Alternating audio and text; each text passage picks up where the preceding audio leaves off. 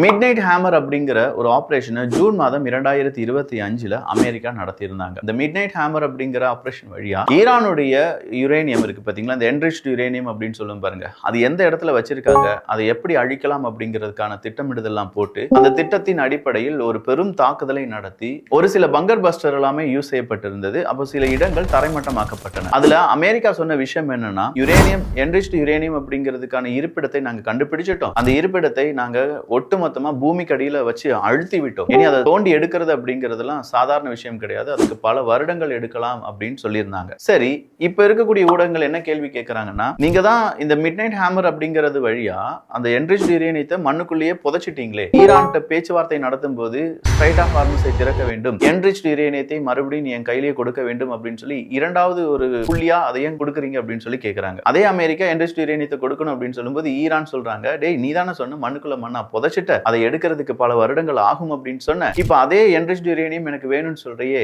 சாத்தியமா அப்படின்னு சொல்லி கேட்கறாங்க. இது ஈரான் மட்டும் கிடையாதுங்க, எல்லாருமே கேட்க வேண்டிய கேள்விதான். சோ இங்க அமெரிக்கா சொல்லக்கூடிய விஷயங்களை பல ஊடகங்களும் அப்படியே காப்பி பேஸ்ட் பண்றாங்க, சில ஊடகங்கள் அதற்கு எதிரான சில விசாரணைகளும் செய்கிறார்கள் என்பது இதன் வழியா நமக்கு தெரிகிறது. எது எப்படி இருந்தாலும் என்ரிச்டு யுரேனியம் மண்ணுக்குள்ள இருந்துச்சுன்னா ஈரானால எப்படி எடுக்க முடியும், அதுவும் இந்த இவ்வளவு பெரிய யுத்தம் நடந்துட்டு இருக்கும்போது அது சாத்தியமா என்கிற கேள்வியை நாமும் கேட்கலாம். ஃபியூயல் பிரைஸ் அப்படின்னு சொல்றது நாளுக்கு நாள் கூடிக்கிட்டே இருக்கு. அமெரிக்காவினுடைய ஃபியூயல் எனர்ஜி சீஃப் அவர்கள் சொல்லியிருக்காங்க, ஃபியூயல் பிரைஸ் ஹைக் அப்படிங்கிறது அங்க இருக்கக்கூடிய மக்களுக்கு பெரிய தொல்லையா இருக்கு, ட்ரம்ப் அவர்களே ஏதாவது நம்ம முடிவு எடுத்துதான் ஆக வேண்டும் அப்படின்னு சொல்றாங்க. அதற்கு ட்ரம்ப் அவர்கள் சொன்ன பதில் என்ன தெரியுமா, நீ எனர்ஜி சீஃப் அவர்களே எனக்கும் தெரியும் ஃபியூயல் பிரைஸ் அப்படிங்கிறது இன்க்ரீஸ் ஆகுது, பட் அது சீக்கிரமா நீங்க நினைக்கிறத விட சீக்கிரமாகவே ஃபியூயல் பிரைஸ் அப்படிங்கிறது டிக்ரீஸ் ஆயிரும், சோ யாரும் கவலைப்பட வேண்டாம், நாட்டுக்காக இதை கூட செய்யலனா எப்படி அப்படிங்கிற ஒரு கேள்வியை கேட்டிருக்காரு.